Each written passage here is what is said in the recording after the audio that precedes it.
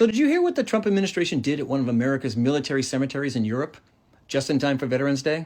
Yeah, the story just broke that a display panel that had commemorated the contributions of the 1 million African Americans who fought to liberate Europe from the Nazis had been removed.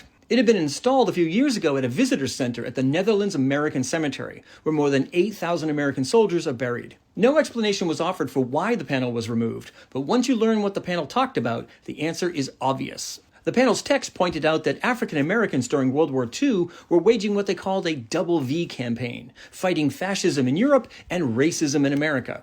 Racism that permeated the American military when it headed to Europe and made the lives of black soldiers very difficult, and convinced many of them to pursue civil rights when they returned to the United States. It's a story that's brilliantly chronicled in Matthew Delmont's book, Half American, the heroic story of African Americans fighting World War II at home and abroad. The visitor center also explained that the cemetery had been constructed under extremely difficult circumstances by African American soldiers in 1944. Circumstances that reflected that racism in the U.S. military. These are the kind of civil rights stories that Pete Hegseth and Trump have sought to purge from military installations, Pentagon websites, and military cemeteries. While at the same time, they renamed 9 military bases for Confederate generals who fought against the United States to preserve slavery for all time, and restored a Confederate monument to Arlington National Cemetery.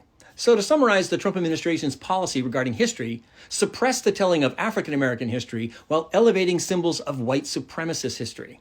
The good news is that many people in the Netherlands, especially those who live near the cemetery, but also prominent politicians, have expressed outrage over the removal of the panel and have vowed to have it restored. Stay tuned.